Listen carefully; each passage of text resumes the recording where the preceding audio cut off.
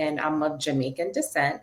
So my parents are Jamaican, but I was born in the States, so I'm a Jamaican. And I do Hmm. hold Jamaican passport and I hold American passport. So Wow. I've been traveling since I was a little girl. My mom would take me to Jamaica since I was like 2 years old. And we would go back to her hometown and I would see where she was from. And it always made me, that pretty much started the travel bug for me. My mother, taking me back to Jamaica and experience a different culture there. Um, I started my own travel business earlier this year, and I'm also a travel content creator. So Wow. that's a little bit about me. That's awesome. So, what drew you to explore the world? I mean, in Africa now it makes sense, right? Before I didn't know you were Yeah, a Jamaican, all right? But now I think it makes a lot of sense. yeah, But our audience still want to know what really drew you to explore the world, especially Africa definitely. and the black, should I say, the southern part of America, the Caribbean, right, Yeah. where blacks are, and especially places like Ghana. What is a long-standing desire, or was it a long-standing desire, or something that was more recent?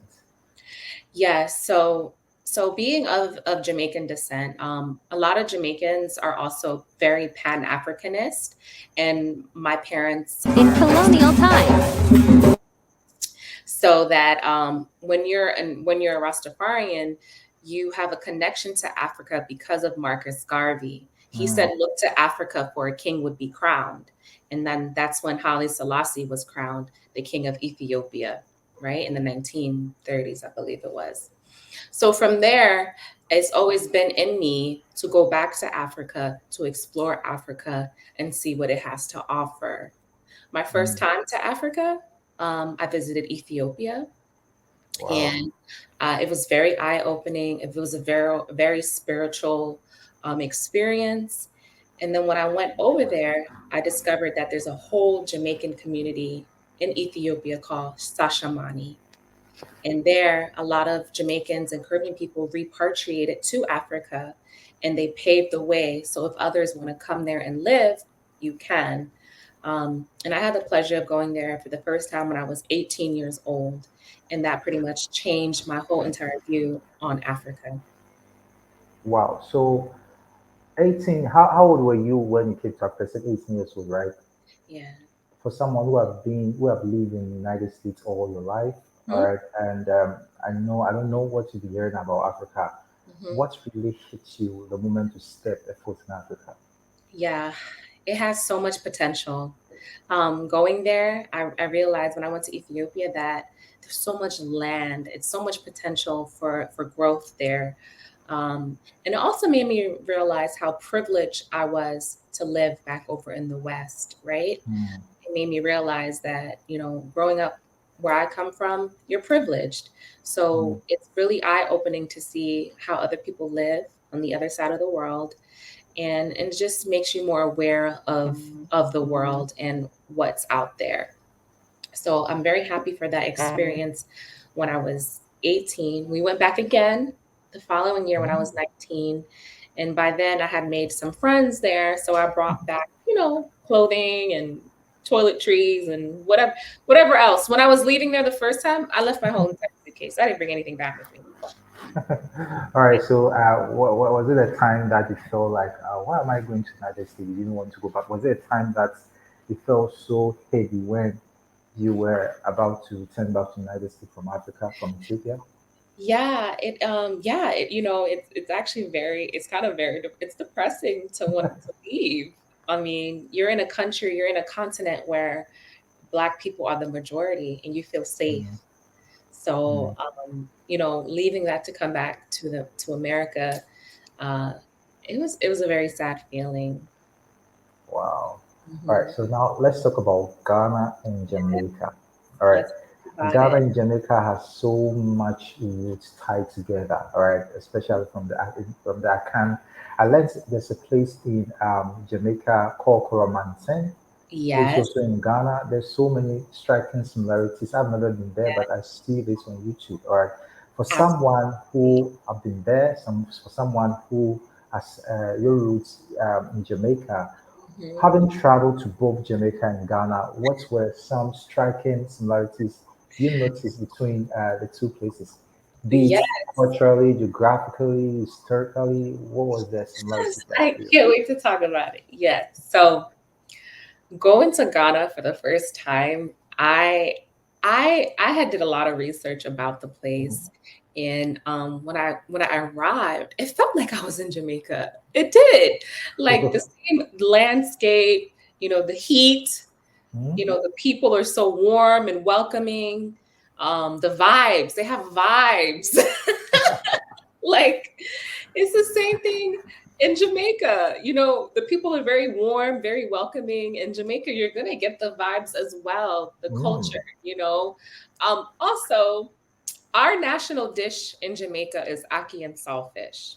And when I Mhm. went to Ghana, I saw so many ackee trees everywhere. And I was just Wow. like in awe. I was like, oh, this is where it comes from. You I actually saw a video about Jamaica. A Jamaican came to Ghana. He was trying to draw the similarities between the two Yeah. countries. I saw kenke, I saw wache, I saw fried plantain, I saw Yes, meat right. Yep. pie.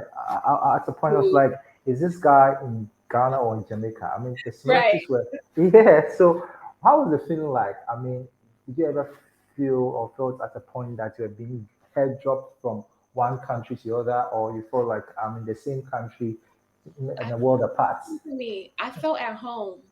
When I was in Ghana, I felt at home. I felt completely at home. I didn't feel like I was a stranger. The fact that everyone treats you like a family, like a brother or a sister, that I felt at home. Like the people, like if you needed anything, any like help, oh, I need help crossing the road. Like the people just Yeah. so nice and friendly, and I love that they love Jamaicans. Yeah. Oh man. Yeah. I saw I saw Jamaican flags everywhere. I saw Bob Marley Mm, paintings. They play reggae music certain places. exactly. What? Like I didn't know that. I didn't know like the love was there. Like the love is there. Mhm. It's real. A lot of Jamaican song inspired us growing up, Mhm. especially in the height of, should I say, fighting for freedom, right? Yes, Like this song, Black "Oh liberation. Pirate, yes, they're all by." Yes. Redemption, yeah, Redemption song was one of the songs Mhm. that really saw us through, right? So we Right. Ghanaians, we don't joke with Jamaicans. Yes. I mean, we don't joke with black people as a whole, but Jamaicans have so much as a special place in our hearts, all right? Yes. So, geographically, do you ever see some similarities between the two countries?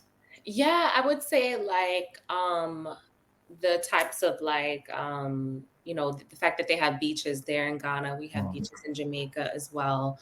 The roads, like some of the roads have dirt roads, some is same thing in Jamaica as well. And just pretty much, the people we some of us are descendants from Ghana, so it's like you can see your brother, your aunt, your uncle, and the people there. So that was really nice to see. Wow. So, Mm. let's talk about, during your travels across Africa, how many African countries have you been to? I've only been to two. I've only Oh, been to two. okay. So these two African countries that you've been to, right? What were some of the challenges you faced? And were there any unexpected surprises that left some kind of impressions on you? I mean, what were you expecting coming from United States to Africa, and what was your impression when you came here? Yeah, so okay, some of the challenges when I face going to Africa is the cost. Oh my God, the flight cost is so ridiculous that you really have to plan like a year in advance to go. Wow. Mm.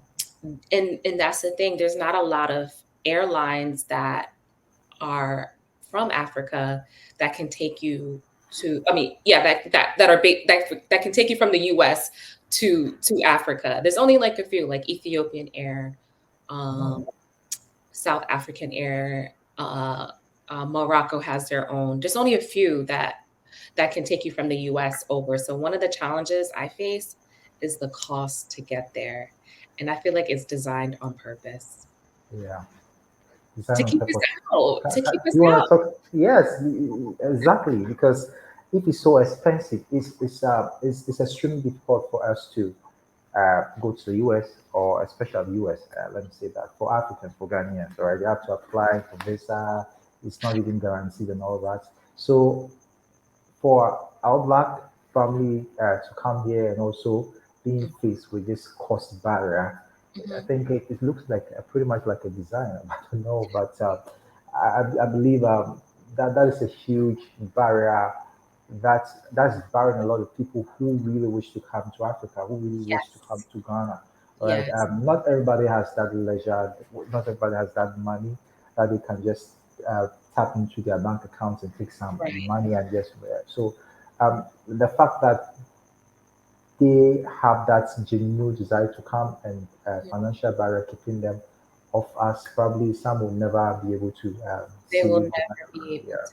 Yes. And it's not only that, it's the visa process as well. Remember, if you have an American passport, you need to get a visa to come to Ghana, meaning sometimes you have to mail in your visa. I know you can do a visa on arrival, um, but maybe the line is so long, or there's some process or some issue, so you some people, the visa, then you have to take a yellow fever shot that costs Mhm. money. Then you have to take the time off from work. Most people in the States only gets 2 weeks PTO. That's only 10 days. So if you go to Africa, you want to spend at least, you want to spend the 10 Yeah, yeah. At least you want to feel the vibe. You want, yeah, you want to enjoy your trip. You already spent so much money to get over there, Yeah, but you may not be able to because you don't have all the PTO. yeah. So there is a lot of barriers that is preventing Black people, African Americans, Caribbean Americans from entering Ghana or Africa in a whole. Yeah. Wow, Hmm. wow. So, how what really surprised you? All right, like what really lets you surprised when the moment you stepped foot in Ghana? I mean, like, first of all, what was your impression before versus what you saw? Yeah. So, okay. Be So honest, by the way. no, before I got there, I didn't know what to expect. I just hoped, like, I just hope it was the accommodations were going to be modern enough that I could enjoy myself, Yeah, right? Because yeah. let's be real, a lot of time people see the picture of Africa on the TV and it's not Mm, always positive, right? mm, But I feel because of social media, we're getting different views of Africa, which shows in a positive light. So when I actually stepped my foot there and I got there, I said, wow, like it was kind of overwhelming because I finally made it. I've always wanted to go to Ghana. It's one of those destinations that was always on my bucket list. And I felt happy. I felt happy that I made it. As an experienced traveler, like I know how to deal with not everything will be perfect. yeah. You guys move on your own accord. You guys are not in a rush. It's like Jamaica. You guys Take it easy. Take it you easy. take Take it everything is easy. taken easy, right? It's So, true. as someone from the West, when I travel overseas, I try to keep in mind, like, hey, this is not America. Mm, You got to realize that they have their own way of doing things. And I have to respect that. I can't, dictate how they should be doing things. So I think it's always important when people travel, you have to respect the culture and the norms that that country has. wow. Mm. So, like perception versus reality. Um, with the first hand experience align or differ from your initial thoughts? Or No, it wasn't. I knew what I was getting into. Uh-uh. oh, hey, I knew I was getting. you're pretty much an informed traveler. I knew I was getting into. Oh yeah, I knew what I was getting into. You know, Ghana's it was very modern, Hmm, for a country. It was very modern. So I didn't really have any issues with anything. Um, maybe some of the Wi-Fi was a little slow some hmm. places, but other than that, I was ready to go. ready to go. You were ever ready to move. I was ready to go. Beautiful place. Wow.